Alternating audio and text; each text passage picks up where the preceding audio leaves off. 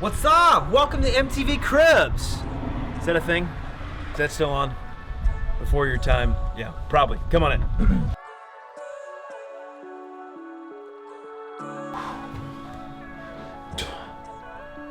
Let me do that again. Still not right.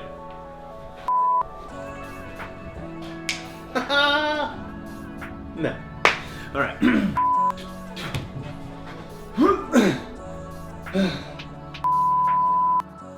Hey Eastside, Landon here, and welcome to my home. Thank you for watching during this crazy season of COVID-19.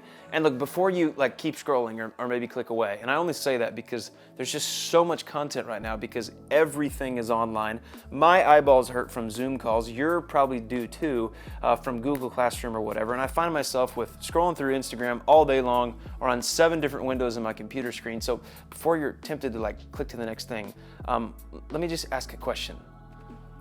What do you do? And we're all dealing with this right now. What do you do when life gets wrecked? Right? Just think about it for a moment. I know this may be painful, but we're all in the same boat. This is a global epidemic. Think about your life 1 month ago from right now. It's kind of depressing, right? Life was normal. You were in school. You were able to be closer than 6 feet from another human being. You could hug people. I don't miss that. But your track season was on. Your baseball season was on. Your theater production is still scheduled. You had freedom to see friends, to go out to eat. Seniors, your lives have been changed a ton. You were thinking about prom. Maybe you already had your dress, your tux. Thinking about graduation, walking across that stage. Maybe you've lost a job or your parents have lost a job. Maybe you have anxiety that you or someone you know could get sick. You're nervous for your parents or grandparents.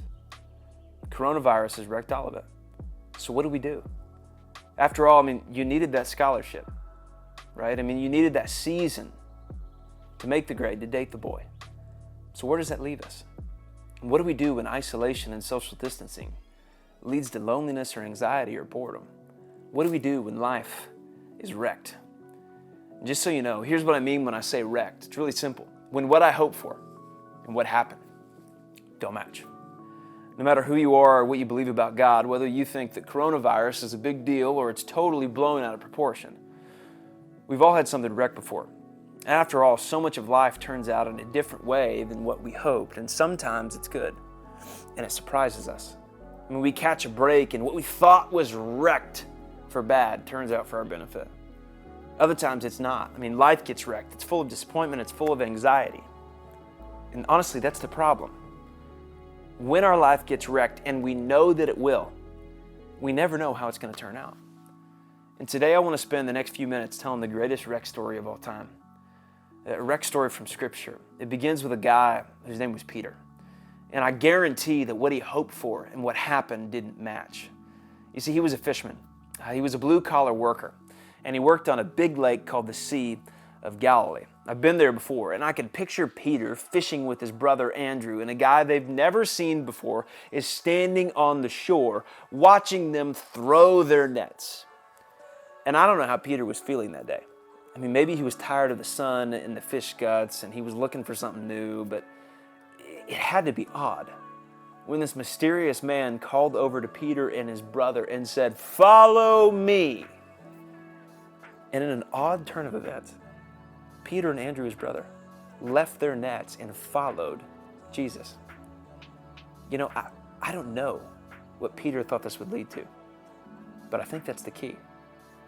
Because what Peter didn't know led to purpose. It led to meaning. And those 2 words, "follow me," would mark Peter's life for the rest of his days. And what Peter didn't know was that this man was unlike he had ever seen before. He witnessed the blind having their sight restored and the lame getting up to walk, miracle after miracle, stuff that just didn't make sense. And he didn't have a category for him yet. Who is this? What is this? Until one day, it clicked.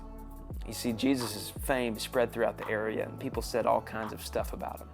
So Jesus huddled up his disciples, those closest to him. He said, "People say a lot about me, who I am, but Peter, who do you say that I am?" And Peter's response, his answer would change everything. He said, "You are the Christ, the Son of the living God." You see, Peter grew up Jewish, and tradition would say that one day the Christ or the Messiah would come, and it would be their new king, their warrior king who would liberate the Jewish people from their enemies, that would free them from Roman oppression. And no doubt at the moment, Peter felt like that decision he made on the lake that day was the right one. But what he didn't know before, he was sure of now, that he made the right decision, which is why he was devastated. When a short time after that moment, that confession, that proclamation, his life and his idea of God got wrecked.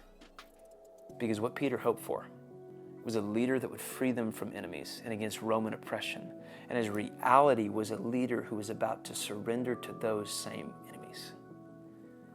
And with the betrayal of a guy named Judas, one of Jesus' friends and followers, Jesus was arrested for insurrection, for threatening the Roman Empire, for being the wrong type of Messiah. And he was sentenced to death. And Peter's life, his expectation, his plan, an idea of God was wrecked right there. I mean, can you imagine the moment? Of course you can. Because you watched when your parents got let go from their jobs, when they got sick, when school was canceled, when isolation led to loneliness. So what do we do when life is wrecked? Peter had an answer. Peter was standing in the garden and Jesus was arrested, so he grabs a sword and he lashes out. And with one swipe, he cuts off the ear of one of the men. Not kidding. And Jesus looks at Peter and said, "Great job. Thank you for sticking up for me. We won't go down without a fight." No, don't miss this. Jesus commanded Peter, "Put your sword into its sheath. Shall I not drink the cup that the Father has given me?" The one who was getting locked up, the one who had every reason to fight for his life, told Peter to put the sword away. He told Peter to surrender, because what Peter didn't know was that God had a plan. Peter thought the glory days were dwindling. Jesus saw them just beginning. And it didn't make sense immediately. No doubt Peter watched in horror as Jesus was put to death on a cross not long after that moment in the garden, and hope was far from him. But Peter didn't know was that God had a plan. And what Peter didn't know was that from the most impossible of circumstances, God was about to do something amazing. What Peter didn't know was that God was about to do the impossible, to raise Jesus from the dead, and he never expected it, not one time. So what if what you don't know about this season is the platform for God to work? Am I going to go back to school? Are my parents keeping their jobs? Am I going to get sick? Is a family member going to get sick? That which seems harmful and hopeless. And when Peter saw his friend, his Lord, and his hope arrested, he didn't understand either. And he tried to hold on. And he tried to fight. He had a closed fist ready to go. And yet Jesus said, "Peter, put your sword back in its sheath." He asked them a question. "Shall I not drink the cup that the Father has given me?" Guys, this is a reference to a prayer Jesus prayed in John 17. Talking with his Father, the cup represents Jesus' purpose, his destiny, to die on the cross for the sins of the world, to usher eternity in. So he tells Peter, there's no need to fight. My Father and your Father has a plan. And Peter never expected it. It looked like his life got wrecked, but he was about to be surprised. So maybe today, there's hope behind the scenes. Maybe today what you and what I don't know is the very thing that will lead to God doing a miracle in our lives. It worked out for Peter, and it will work out for us. We just have to trust. So what do we do when life gets wrecked? You trust that God has a plan.